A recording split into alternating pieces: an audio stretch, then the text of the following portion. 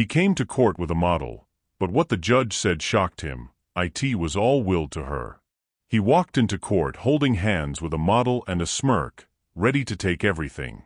But when the judge read the final clause of the will, he realized he just lost it all to the woman he betrayed. "Hi, my beautiful family. I just want to take a moment to say, thank you. Thank you for standing by me through the highs and lows, through every break and comeback. Your love, support, and encouragement mean more to me than words can ever express. And guess what? We're finally back, and I'm so excited to bring you even more powerful, heart-tugging, and unforgettable stories that'll keep you coming back for more. If you're already hooked and ready to dive into today's story, make sure to hit that subscribe button, and tell me in the comments where you're watching from. Because tomorrow? Oh, tomorrow's story is just as crazy, emotional, and unexpected as today's, and trust me, you won't want to miss it. Now, get comfortable, take a deep breath, and let's begin. The scent of jasmine danced on the breeze as Becky Kelvin adjusted her veil. Her heart beat slowly, uncertainly, not with joy, but with the haunting silence of a woman unsure if she was being chosen or accepted. Harvey Charles stood at the altar in a perfectly tailored suit, flashing the same charismatic grin that had drawn half the city's media into the wedding. He was a man of the hour, young, ambitious, newly appointed CEO of Kelvin & Royce, the empire founded by the late James Kelvin. But no one in that grand cathedral knew Becky was James Kelvin's daughter. No one, not even Harvey. And that silence? Becky had grown used to it. The penthouse overlooked the city, a cold canvas of glass and steel. Becky sat at the long dining table, a plate of untouched pasta in front of her. Candlelight flickered, ignored. Her fingers circled the rim of her wine glass as she glanced at the clock again. 10:41 p.m. No call. No message. Just silence. The front door clicked. Harvey walked in with a scent of whiskey and laughter clinging to his jacket. "You're late," she said, voice low. "I had a board dinner," he replied, tossing his blazer across the back of a chair. "You didn't tell me." He poured himself a drink. "Didn't think I needed to." That sentence stung more than he intended. Or maybe, he did intend it. Becky stood. "You know today is the anniversary of my father's death." Harvey didn't look up. 5 years. Time flies. She moved closer. "He built the company. You were his protégé. Does any of that mean anything to you anymore?" Now he looked at her, finally. But the warmth in his gaze had long frozen. "You're talking like you're his daughter." Silence. Her heart dropped. She wanted to tell him. She almost did. But then, what would it matter? She turned away. He shrugged. "Besides, you've got the executive director title. That should be enough." The next day, Harvey stood in the boardroom of Kelvin & Royce, giving a presentation to senior stakeholders. He was confident, slick, and ambitious. Talked about expanding into South Asia, divesting failing assets, and remodeling the company headquarters. Beside him sat a young intern, a model-turned-PR consultant named Larissa, whom Harvey had hired for image management. The board noticed the glances, the smirks, but no one said anything. He was, after all, the CEO. Back at a cozy cafe uptown, Becky sat with her mother, Susan, still elegant in her 60s, dressed like a woman who refused to be forgotten. "He's changing," Becky murmured. Susan sipped her espresso. "No, sweetheart. He's revealing." Becky looked down. "I'm scared." Susan leaned in. "Don't be. You were born of power. You are your father's daughter." Becky blinked. "But the world doesn't know that." Susan's gaze sharpened. "The world will. When it needs to." 2 years before James Kelvin's death. James sat in his study, thinner, older, but sharper than ever. Becky sat across from him. "I'm dying, sweetheart," he said plainly. "Don't say that." "I have to." Because I need you to know what I've done. I changed my will. Her breath caught. I've left everything to you. The board doesn't know. Your stepmother doesn't know. Not even Harvey. Why? She whispered. Because you're the only one who never asked me for anything. Later that night, Becky returned home. Harvey wasn't there. But the model's perfume was. On the pillow. In the air. On the bed. Becky sat at the edge of the mattress, tears in her eyes, not because she didn't expect it, but because it confirmed what she already knew. He was building a future that didn't include her. But fate had other plans. Do you think Becky should tell Harvey who she really is? Drop a comment below, because the truth is coming whether he's ready or not. The ballroom sparkled in gold and crystal as New York's elite gathered under a vaulted ceiling of chandeliers. The Kelvin and Royce annual fundraiser gala had always been Becky's favorite event. Not because of the press. Not because of the prestige. But because it was her father's idea, a tradition he built before the money ever mattered. She stood at the edge of the room, wearing a simple emerald gown, elegant but understated. Her presence was quiet. Invisible, even. Until he walked in. Harvey Charles arrived like he always did, a magnet to the room. Tall, sharp-jawed, dressed in a tux that cost more than most people's rent. But tonight, his arm was wrapped around a woman who wasn't his wife. The model, Larissa, draped in red silk, laughed too loudly as cameras flashed around them. Becky's chest tightened. A waiter offered her champagne. She waved it off. She didn't need bubbles. She needed oxygen. As Harvey passed her, his eyes briefly met hers. Briefly. No acknowledgement. No warmth. Not even a nod. Just ice. The betrayal didn't shock Becky anymore. But the public nature of it? That cut deep. She turned toward the exit, head held high. But a voice stopped her. Becky. She turned. An older man, mid-60s, salt and pepper beard, soft eyes. Mr. Devlin, she whispered, surprised. You're still on the board. Only in the shadows, he chuckled. But some shadows see everything. She smiled weakly. He leaned closer. I knew your father. I served under him when he still took meetings in hotel lobbies with cheap coffee and a pocket calculator.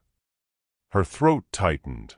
He would have hated this circus, he said, glancing at Harvey. And he would have been furious seeing how they treat his daughter. Her eyes widened. I beg your pardon? Mr. Devlin's gaze sharpened. You think I don't know who you are? Your father told me everything, 2 months before he died. You're his heir. Becky's world paused. All the air rushed from the room. The chandelier lights blurred. The laughter faded. She stammered. Why didn't you ever say anything? Because you were silent. And in this world, silence is often mistaken for surrender. He handed her a folded card. The family lawyer's name. A private contact. Talk to him. Soon. Before Harvey signs anything else in his name. As Devlin walked away, Becky turned back to the ballroom just in time to see Harvey give a toast, with Larissa on his arm. For the future of this company, he said, raising his glass, and to the evolution of legacy. The crowd clapped. Becky didn't. Because suddenly, she realized. Legacy isn't claimed by who's loudest. It belongs to who was written into it. And she was written in ink. The elevator opened with a soft chime onto the 24th floor. Becky stepped out, gripping the small card Mr. Devlin had given her. Gold lettering read, J. Whitford, ESQ, Private Legal Counsel. The office didn't look like a corporate powerhouse. It looked like history, mahogany panels, bookshelves lined with dusty volumes, and the faint scent of old tobacco and lemon oil. A secretary led her to a private room. Inside, an older man in suspenders stood by the window, arms crossed, his face unreadable. "You look just like your father," he said. They sat down. He pulled a heavy brown envelope from his briefcase. This was James Kelvin's final will. Signed, notarized, and sealed. It's never been opened in court because the family never filed it. Becky frowned. "Why not?" "Because your stepmother, Mitchell, assumed everything was left to Harvey, and no one questioned it. You disappeared after your father's death. And Harvey seized the moment." He slid the will toward her. She opened it with trembling hands. Page after page. Her name. Her name. Not Harvey. Not Mitchell. Not a foundation. Just one heir, Becky Kelvin. "According to this," Whitford said, "you own 67% of Kelvin and Royce shares. You're the majority shareholder, the chairwoman, and the legal successor to your father's private holdings, including 3 properties and 2 offshore accounts." Becky's eyes filled with tears. I don't even know what to do with that." "You do nothing," he said calmly, "until you're ready to do everything." Whitford leaned back. "I've kept tabs on your husband. He's been making moves, shady partnerships, foreign asset transfers, creative accounting. He's preparing to sell parts of the company before the board can question him." Becky's fists clenched. "He's trying to liquidate my father's legacy." "Yes," the lawyer nodded. "And he thinks you're just his quiet wife. A powerless figurehead. A PR pawn." Her jaw tightened. "Then he's about to meet the real me." Becky remembered a moment, 3 months before his death. Her father sitting on the porch, his hand over hers. "Don't make noise, Rebecca. Make impact. When the time comes, you'll know." Whitford stood, walked to a side cabinet, and returned with a flash drive. "Everything's here, the will, the financials, the board notes, and his secret letters to you." Becky took it. But more than that, she took her first step out of victimhood, out of silence, and into war. Becky stepped into the apartment like a ghost moving through her own home. The city lights glared through the floor-to-ceiling windows. The piano in the corner stood untouched. A wine glass sat on the marble island, half-drunk. Lipstick smeared. Not hers. Then she heard it. Laughter. From the guest room. And voices. "She's always so serious," Larissa giggled. "Yeah," Harvey replied, "like she's running the country. Or a charity for sad people." Laughter again. Becky stood still. Her skin prickled, not from pain, but from clarity. She wasn't angry. She was awake. She set the envelope from the lawyer on the kitchen table. No note. No dramatics. Just one small item placed on top, the original copy of her father's will. In her bedroom, she stood before the mirror. Her reflection wasn't the woman she'd been 5 years ago. This woman's eyes were sharper. Shoulders straighter. Not a wife hoping for love. A woman remembering who she was before she gave everything away. She picked up her phone. One name lit up on screen. Attorney Whitford. "File the papers. I want everything in motion by Monday. Don't warn him. I want him to hear it in court." Morning. Becky came out to find Larissa wearing her silk robe. In her kitchen. Drinking her coffee. Feet on her father's custom bar stools. "Oh, hi," Larissa said casually. "Hope you don't mind. Harvey said I could crash here for the weekend." Becky said nothing. She looked Larissa in the eye. Then calmly reached into her purse, took out the property deed, and placed it on the counter. Larissa's smile twitched. "What's that?" "The name on the deed," Becky said softly, "isn't Harvey's." She turned and walked away. That night, Harvey walked in, expecting confrontation. He got none. No tears. No begging. Just Becky in the library, reading quietly. He blinked. You're quiet, he said. She looked up, eyes calm. You should enjoy the noise while you still can. What does that mean? She smiled. Finally. It means court is in 2 weeks. And I suggest you bring your best suit. Court. Yes, she stood, because everything you think is yours was never yours to begin with. The boardroom was dead silent. Harvey Charles stood at the head of the long glass table, fists clenched, watching as a legal courier left the room. In his hand, a court summons. Filed by Becky Kelvin Charles. Divorce. Corporate ownership challenge. Will execution. Asset freeze. He looked at the board members around him. She's bluffing. One of them, a gray-haired woman named Lorna, raised an eyebrow. It's not a bluff if she's the majority shareholder. He snapped, she's just the executive director. She's your boss now, someone mumbled. Becky sat across from her mother Susan in their family estate garden. You've done it, Susan said, sipping tea. You're finally stepping into your power. Becky nodded slowly. But then why do I feel like I'm becoming the monster I ran from? Susan touched her daughter's hand. Because you're not. Monsters seek revenge. You're restoring what was stolen. Becky looked up, her voice trembling. What if I'm not strong enough to finish it? Then borrow strength. From your name. From your blood. From the fire he tried to dim. Later that evening, Harvey stormed into the penthouse. Are you crazy? He shouted. You're taking me to court. Over my company. Becky stood calmly, arms crossed. Your company? Harvey, you married into it. I built this place. I made it what it is. With my father's resources. With his trust. And now you're going to answer for what you've done. He stepped closer, voice low, venomous. You think some judge is going to give you the company because your daddy left you a love letter in a will? No, she said. They'll give it to me because the law says it's mine. And deep down, so do you. That night, Becky locked herself in her old bedroom at her mother's home. She stared at the flash drive from Whitford, the one with her father's final letter. She hadn't opened it yet. She was afraid. Afraid that hearing his voice would shatter her resolve. She clicked play. Becky, I know you feel alone right now.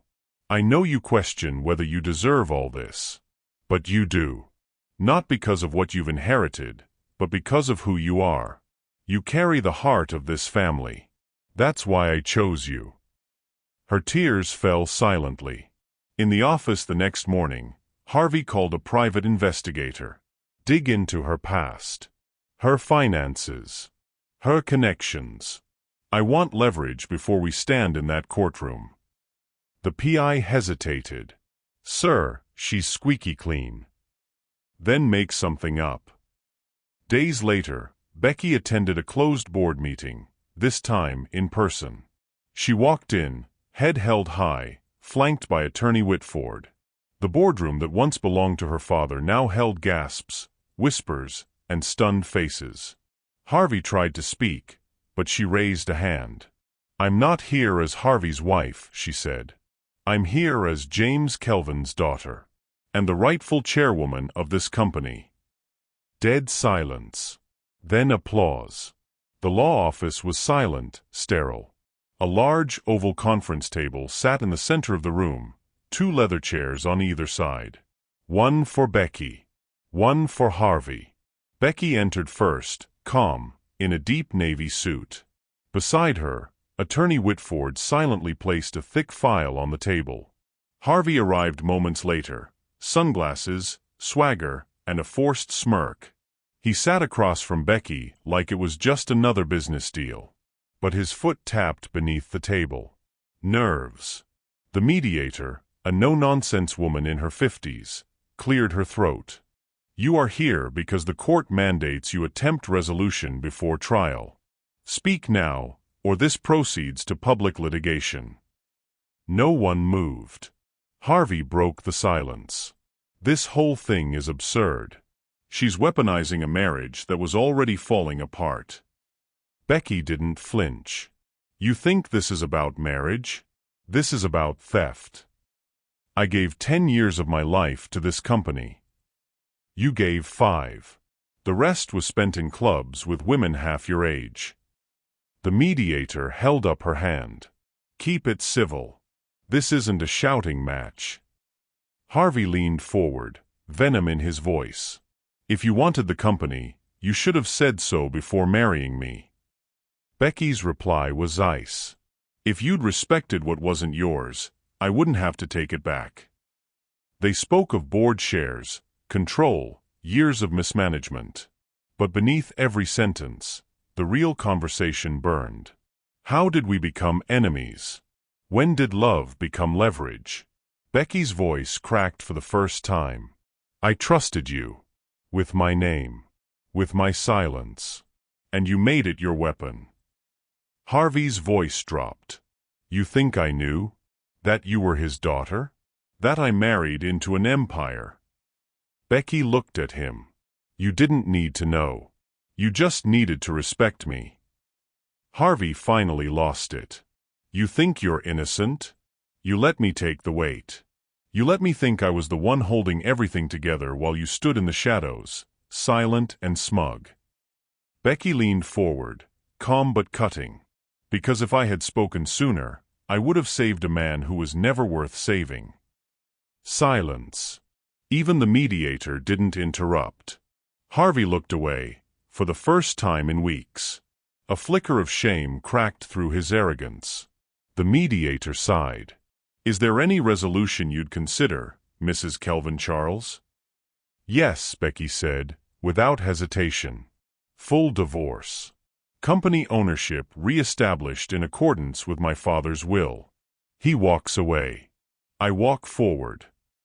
Harvey looked stunned. You'd really walk away from everything we built? Becky stood. You never built anything, Harvey.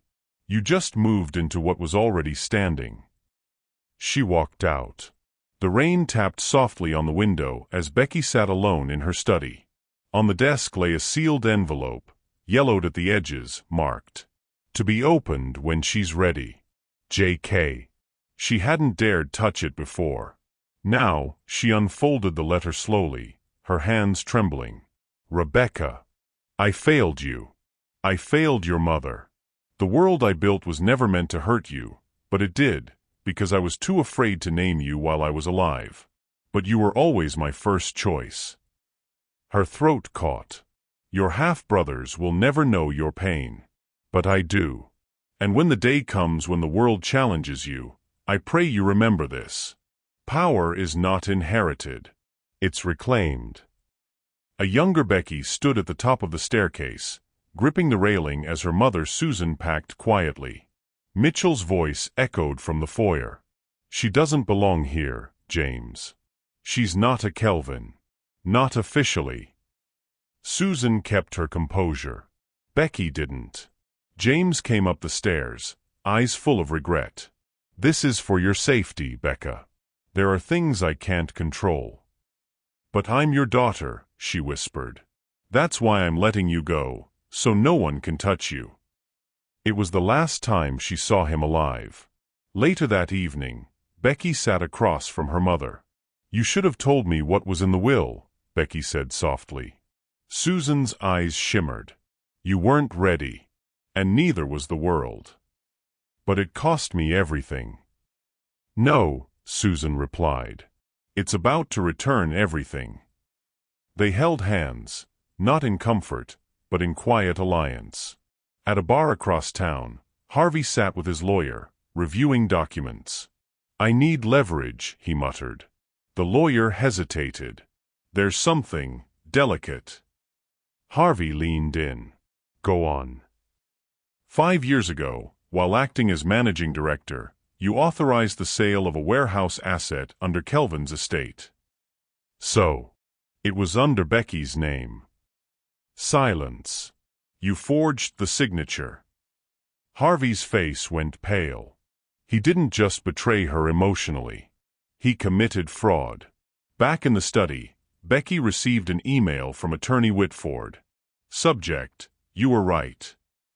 Attachment: Harvey's forged documents. She stared at them. There in black and white. Her name. His signature. A deal he swore never existed. Her body shook. Not from rage, but relief. "You've just hung yourself," she whispered. Becky walked through the long-forgotten gardens of the Kelvin estate. The flowers her father once planted were still blooming, though wilder now, untamed. She ran her hand along a rusted bench where they once sat, where he once told her, "A leader isn't loud, Becca. A leader listens."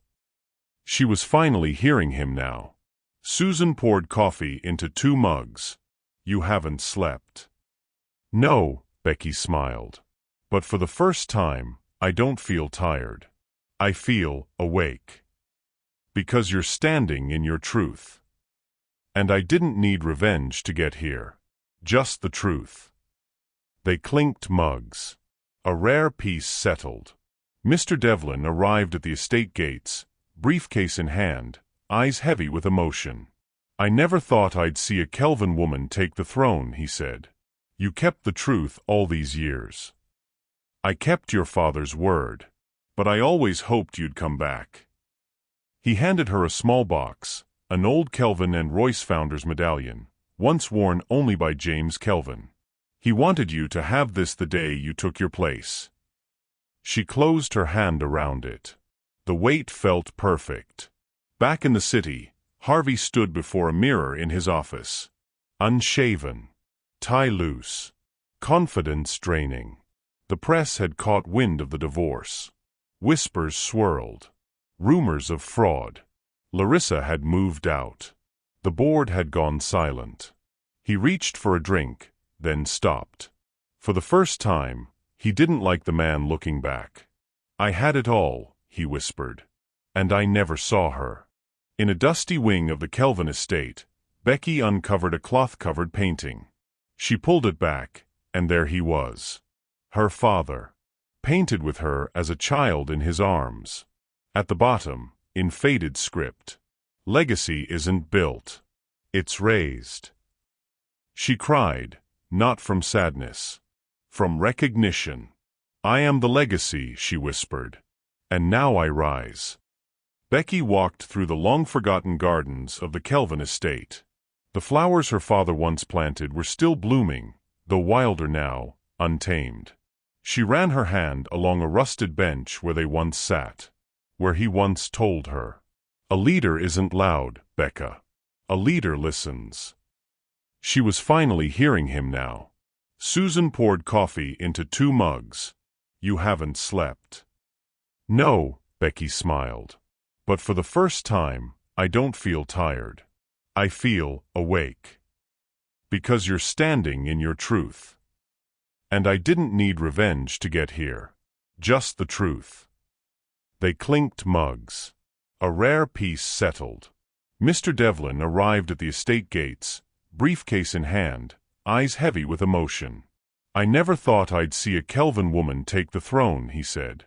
"You kept the truth all these years." "I kept your father's word. But I always hoped you'd come back." He handed her a small box, an old Kelvin and Royce Founders medallion, once worn only by James Kelvin. "He wanted you to have this the day you took your place." She closed her hand around it. The weight felt perfect.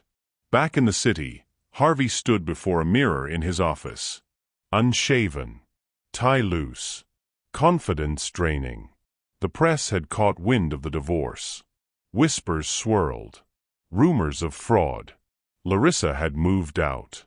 The board had gone silent. He reached for a drink, then stopped. For the first time, he didn't like the man looking back. "I had it all," he whispered.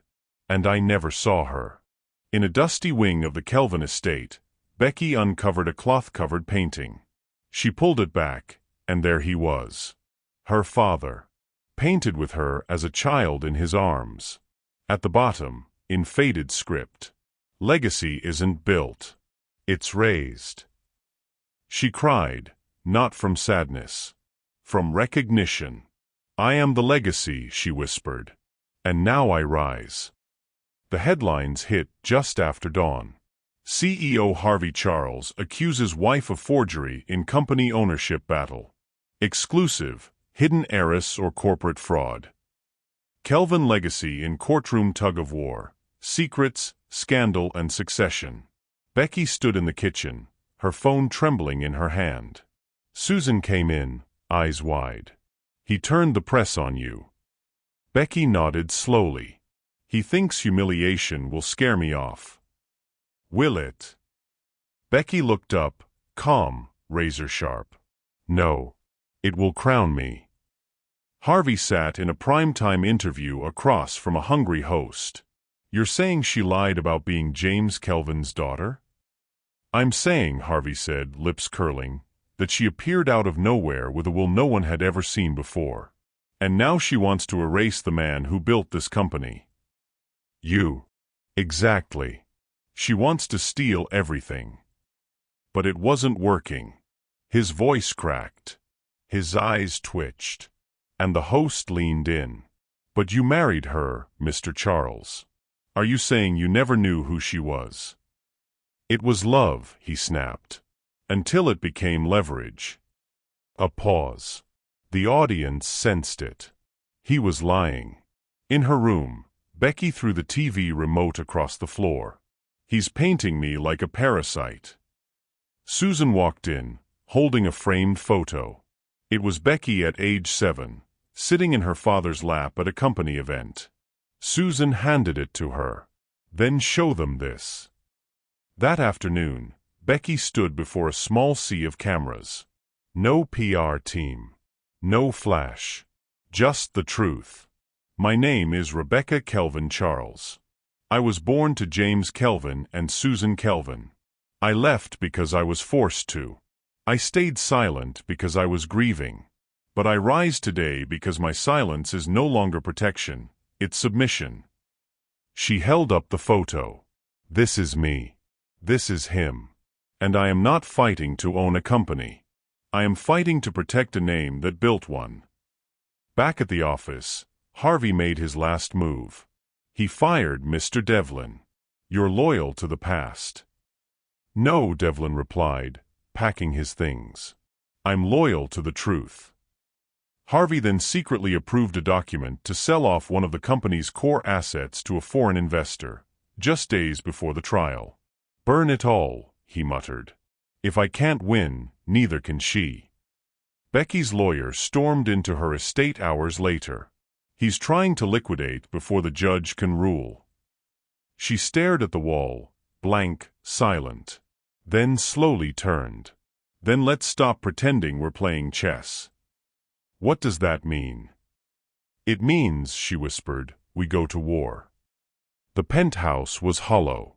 No music. No laughter. No perfume lingering in the hall.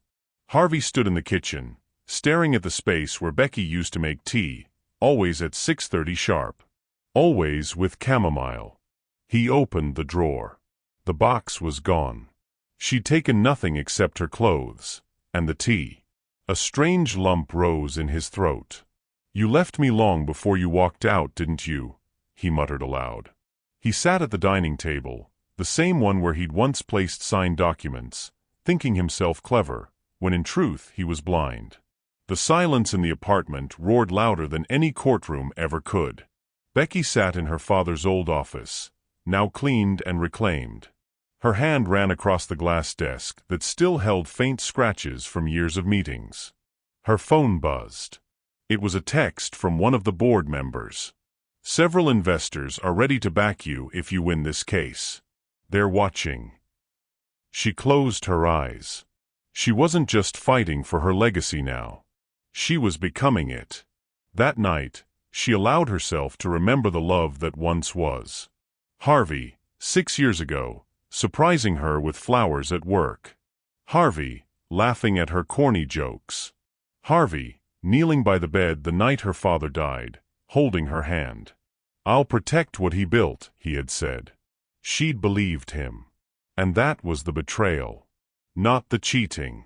Not the lies. But the fact that he broke a promise he once made in love. In the city courthouse, both legal teams filed their final statements. It was now 5 days to trial. Becky stood outside the courthouse steps, looking up at the stone arch. "Dad," she whispered, "this is it." Harvey found himself in a bar he once frequented during his King of the World days. Now, no one noticed him. The bartender didn't even know his name. He pulled out his phone and opened a draft he'd written but never sent to Becky. "I never knew what I had. And when I did, it was too late. You were never a threat. You were the better half of everything I touched." He hit delete. Then wrote another. "Do you miss us?" But he didn't send that either. That night, Becky opened a fresh journal and wrote, "You will not let love confuse loyalty again. You will not shrink to be kept. You will love again, but not at the cost of your voice.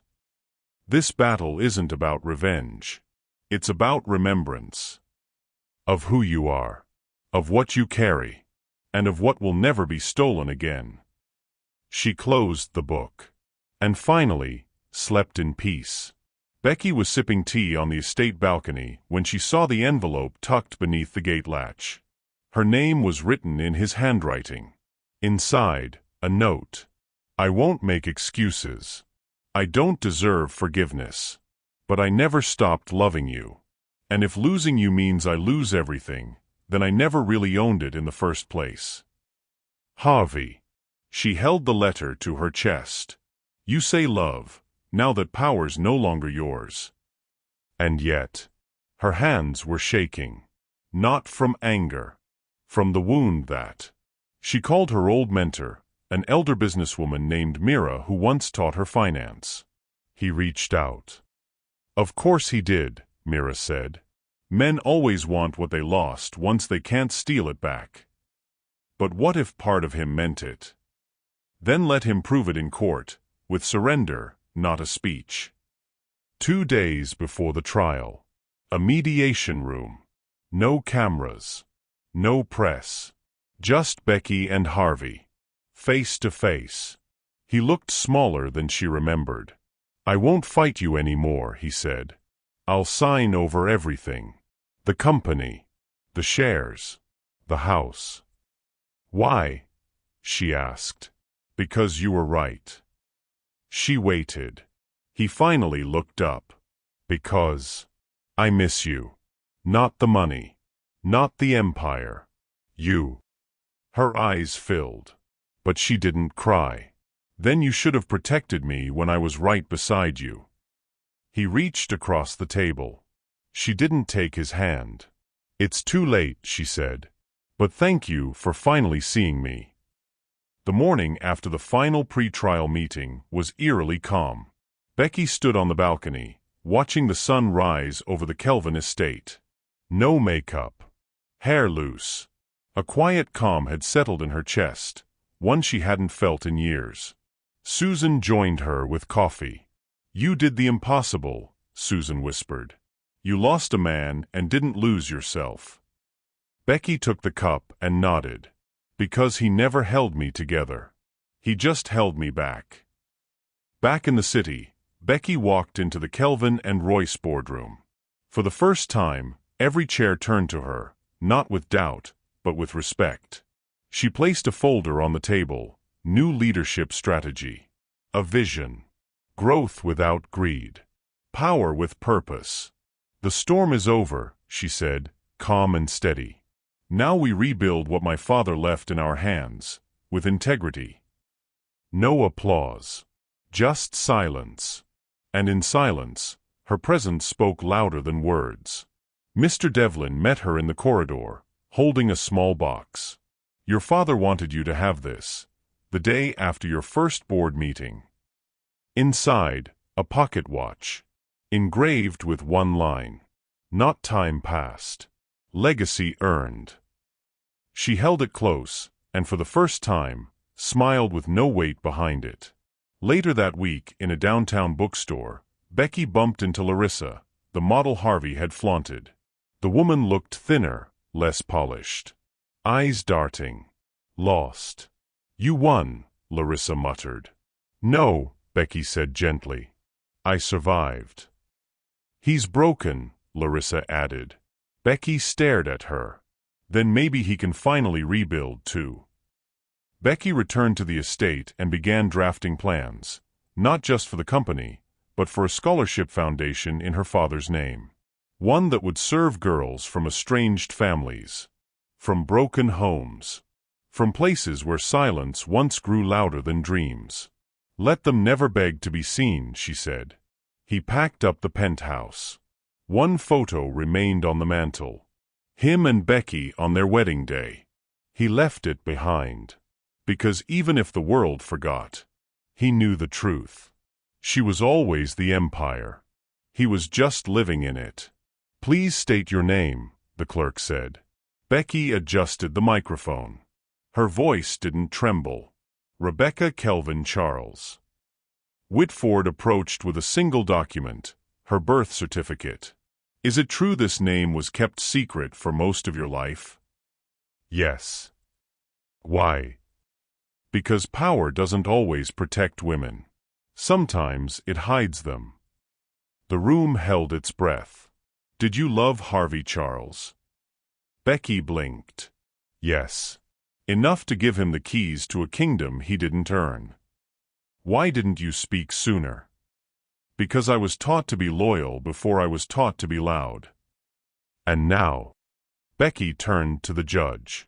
Now I know the cost of silence. And I won't pay it again. Whitford played a clip on the projector, security footage from 5 years ago, showing Harvey signing a forged warehouse transfer. This document, Whitford said, was transferred illegally using Mrs. Charles's forged signature. The courtroom gasped. Harvey sank into his seat. We have verified the signature through forensic experts, Whitford added. The judge narrowed his eyes. Fraud, Mr. Charles, is not an act of love. It's a felony. Harvey's lawyer stood. Isn't it true that you could have left this marriage years ago, but you chose to stay? Becky nodded. Yes. I was trying to protect what little of my father's legacy I had left. Or you liked the comfort of power. Becky leaned forward. If I wanted power, I wouldn't have married it. I would have taken it. And I am now. The judge leaned back. I've heard enough. Court was adjourned for the day. As Becky stepped down from the witness box, she passed Harvey. He didn't look at her. Because he knew. He didn't lose a company. He lost the only person who ever saw him beyond power. And she? She had nothing left to prove. The courtroom was silent. The air was heavy with tension as the judge returned with the final verdict. Cameras weren't allowed, but that didn't stop the media from lining the courthouse steps. Harvey fidgeted. His lawyer whispered something to him, but he didn't respond. His eyes were fixed on Becky. She sat still, composed, the very image of control. Her mother, Susan, gripped her hand under the table. The judge cleared his throat. After review of all evidence, witness testimony, and documentation, including verification of the original will and illegal asset transfers, it is this court's decision. The pause felt eternal. That Rebecca Kelvin Charles is the sole legal heir to the Kelvin and Royce estate and holdings. All assets and shares reverted immediately. Furthermore, Mr. Harvey Charles is found liable for misappropriation and forgery, sentencing to be determined. A beat of silence. Then it hit. Harvey slumped in his chair. His empire, gone. His marriage, over. His legacy, never his to begin with. A low murmur spread through the courtroom. Becky closed her eyes briefly. Not to celebrate. To exhale. Years of suppression, silence, doubt, finally left her lungs. Reporters swarmed. Becky walked down the courthouse steps flanked by her attorney and Susan. Mrs. Charles, do you have a statement? She paused. I never fought for revenge. I fought for restoration. For every woman who is told to stay quiet and let the world take what she built, this is proof that you can rise. Flashes exploded. Questions flew. But she walked on. Back at the estate, Becky found one last envelope waiting. It was Harvey's handwriting again. You were never beneath me. I just stood on a platform you built. I hope one day when history tells your story, I'm not the villain, just the fool who didn't know what he had. She didn't cry. She just whispered, "That's the first honest thing you've ever written." Then she burned the letter and walked into the boardroom to claim her father's chair. Spring arrived early at the Kelvin estate. The flowers in the garden were trimmed, the fountain restored, and in the air, something Becky hadn't felt in years: peace. She walked barefoot through the lawn, her long linen dress brushing the tips of the grass. A young intern ran up to her from the office. "Ma'am, there's a letter for you. From the foundation." She opened it. Her hands trembled, this time from joy. "Your scholarship has changed my life. You didn't just pay for school. You reminded me I matter." Tears slipped quietly down her cheek. "Dad," she whispered, "we're building again." Becky now sat at the head of the boardroom, not behind glass, not hidden behind legal terms. In front, 2 new female executives had just been hired. The board was now 50% women for the first time in its history. "We're not just leading differently," Becky said. "We're leading better." One older male board member muttered, "Times have changed." She turned to him, smiling. No. Truth just finally caught up. Harvey now lived in a modest apartment in another state. He worked in consulting. Quiet. Dignified. Forgotten. He hadn't spoken to Becky in 10 months. One day, walking past a store, he saw a display of women-led tech startups, Kelvin and Royce's foundation listed among them. He stopped and stared at her photo on the cover. She was laughing. "Good," he whispered. "You were always meant to win." And he walked away. Becky stood before a group of scholarship recipients at an auditorium. Young girls, eager-eyed, full of dreams. "When I was your age," she began, "I thought silence was strength. That shrinking made me safe. But I learned something." She held up her father's medallion. "You don't inherit power. You remember it. You don't wait for a seat at the table. You build your own. And when the world tells you it all belongs to him, you rise up and prove it always belonged to you." The room erupted in applause. Becky smiled. Not with pride. With peace. She was never just his wife. She was never just a name in a file. She was the storm. She was the air. She was the story. Thank you so much for watching this story all the way to the end. If it touched your heart or gave you chills, then trust me, you're just getting started. Because the next story? It's even more intense, more emotional, and more unpredictable than anything you've just experienced.